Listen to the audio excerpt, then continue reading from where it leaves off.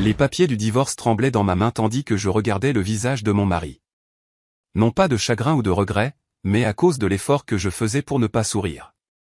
Je prends toutes mes affaires personnelles avec moi, dis-je d'un ton neutre.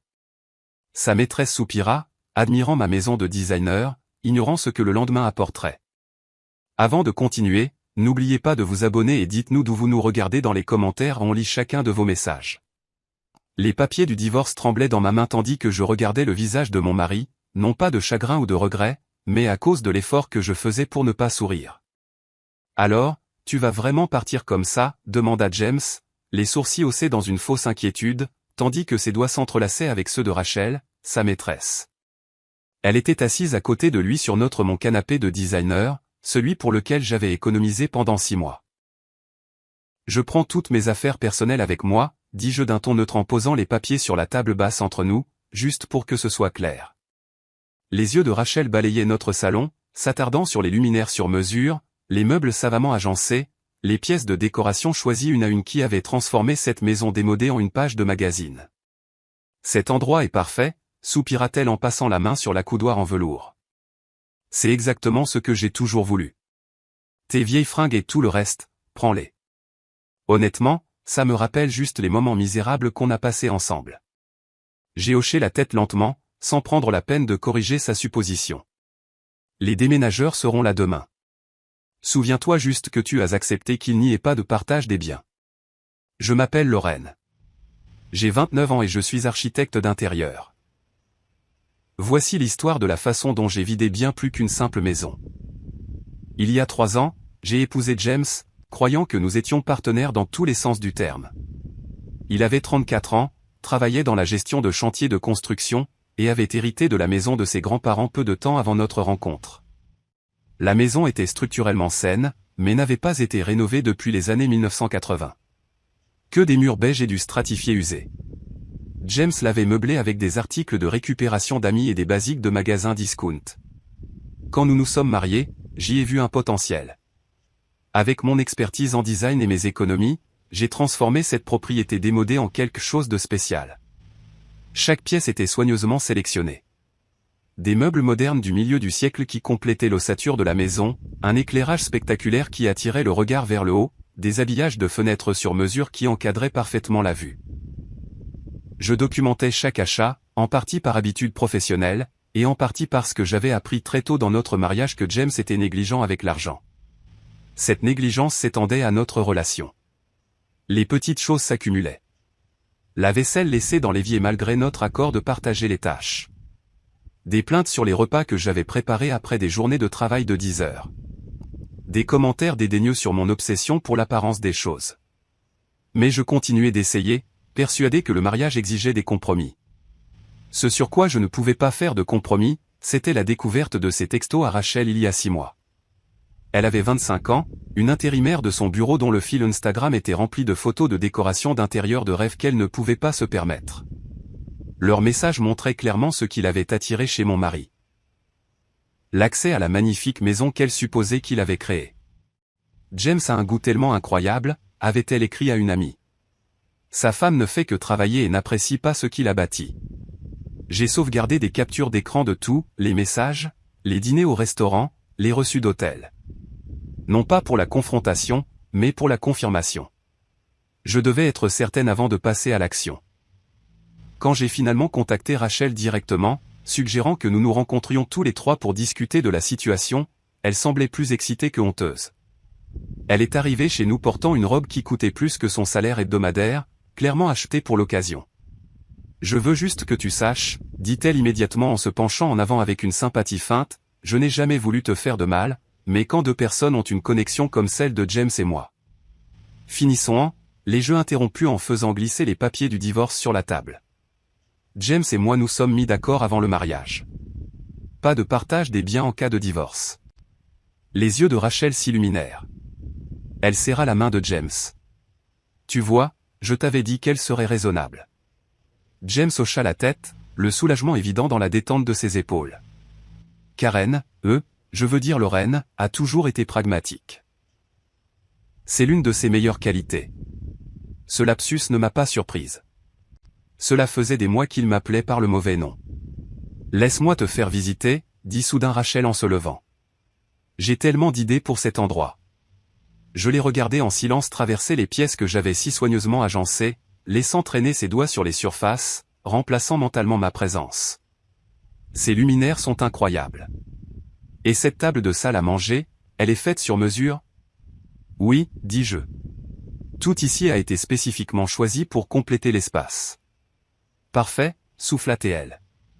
Je ne changerai rien. Tu n'auras pas à le faire, l'assura James. Lorraine ne prend que ses vêtements et ses affaires personnelles, n'est-ce pas? J'ai de nouveau hoché la tête, ne voyant aucune raison de m'étendre sur le sujet. Les déménageurs seront là demain à 9 h. Cette nuit-là, je suis resté dans la chambre d'amis, les écoutant chuchoter et rire dans ce qui avait été ma chambre. Je n'ai pas dormi. Au lieu de ça, j'ai passé en revue mes listes d'inventaire une dernière fois, m'assurant que rien n'avait été oublié. Les déménageurs sont arrivés à 9 h précises le lendemain matin. 2 grands camions et 6 employés. J'avais engagé la meilleure entreprise de la ville, celle avec qui je collaborais souvent pour mes clients. Bonjour, mademoiselle Turner, dit le contremaître. Nous avons la liste d'inventaire que vous avez envoyée. Gros chantier aujourd'hui, hein. James et Rachel sortirent de la chambre, encore en peignoir, l'air agacé par le remue-ménage. Pourquoi y a-t-il 2 camions? Demanda Rachel en fronçant les sourcils alors que les employés commençaient à retirer soigneusement les œuvres d'art du salon. Tu as combien de vêtements? Je n'ai pas répondu, me contentant de tendre ma tablette avec l'inventaire complet au contremaître. Les hommes travaillaient efficacement, emballant chaque meuble dans des couvertures de protection, détachant les luminaires avec soin, et retirant même les habillages de fenêtres sur mesure. Il fallut 20 minutes à James pour comprendre ce qui se passait. « C'est quoi ce bordel ?» cria-t-il en se précipitant vers les employés qui démontaient le canapé modulable. « Arrêtez. C'est mon canapé. » Je lui ai tendu un dossier. Voici les reçus. Chaque meuble, chaque appareil électroménager, chaque luminaire et chaque pièce de décoration a été acheté par moi avec mon argent après notre mariage. Son visage se vida de toutes couleurs tandis qu'il tournait les pages. Tu ne peux pas faire ça. On utilise ces choses depuis des années. L'usage ne transfère pas la propriété, dis-je, et nous étions d'accord. Pas de partage des biens. Tu prends tout? La voix de Rachel monta jusqu'à devenir presque un cri. Pas la maison, ai-je précisé. Elle appartient à James. Juste tout ce qu'il y a dedans. À midi, le salon était vide, à l'exception des étagères encastrées. À 14 h, la cuisine ne contenait plus que les armoires et les plans de travail. À 16 h, même les tringles à rideaux avaient été retirés. James alternait entre les supplications et les menaces. Tu vas le regretter, siffla-t-il pendant que les employés emballaient soigneusement le système de son surround. Je vais te poursuivre en justice. Pour quel motif? Demandai-je calmement. Nous l'avons convenu par écrit. Pas de partage des biens. Tu gardes ce qui est à toi. Je garde ce qui est à moi. Alors que les employés commençaient à charger le dernier camion, une petite camionnette s'est garée. 2 hommes en bleu de travail se sont approchés de la maison. Madame Turner, nous sommes là pour enlever le papier peint. Rachel, qui était assise en silence sur le sol depuis que les chaises de la salle à manger avaient été emportées, leva les yeux, horrifiée. Le papier peint, imprimé sur mesure, ai-je expliqué. Conçu spécifiquement pour cette maison. Il a coûté près de 8 000 $, payé par mon entreprise. Tu ne peux pas prendre les murs, cria James. Pas les murs, ai-je corrigé. Juste ce qu'il y a dessus. Comme tu l'as dit, je prends toutes mes affaires personnelles. Je les ai laissées là, debout dans une maison vide, aux murs nus et aux prises électriques apparentes là où mes appliques de designer avaient été suspendues. La maison paraissait plus vieille qu'avant que je ne la transforme. Tous ses défauts étaient maintenant visibles, sans mes distractions soigneusement placées. 2 semaines plus tard, James a appelé. Sa voix avait perdu cette assurance qui m'avait autrefois attiré. « Lorraine, s'il te plaît, commença-t-il. Rachel est partie. Elle a dit qu'elle ne pouvait pas vivre comme ça. On a besoin de ton aide. » On, demandai-je. Je veux dire, j'ai besoin de ton aide. Je me suis trompé sur tout. Trompé sur quoi, précisément, ai-je demandé, bien que je sache exactement ce qu'il voulait dire. Il soupira. Sur nous, sur Rachel, sur la maison. Je n'avais pas réalisé tout le travail que tu avais fourni pour la rendre si belle. Rachel n'arrêtait pas de se plaindre. Rien n'était assez bien. Les meubles d'occasion que j'ai achetés sont horribles. Elle a dit qu'elle n'avait pas signé pour vivre dans une chambre d'étudiant. Ça a l'air difficile, ai-je dit, ne ressentant rien. Envisagerais-tu de revenir, ou au moins de m'aider à rendre cet endroit de nouveau vivable?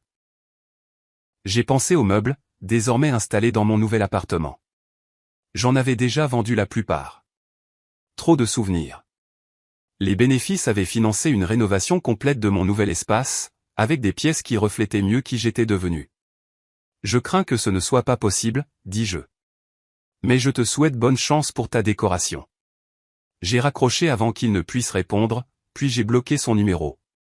Le divorce avait été prononcé une semaine plus tôt, mettant officiellement fin à notre mariage. Certains espaces, une fois vidés, devraient le rester. Merci d'avoir regardé jusqu'au bout. Si cette histoire vous a touché, n'oubliez pas de liker, de vous abonner et de partager. Et surtout, dites-nous ce que vous en pensez en commentaire, on adore vous lire.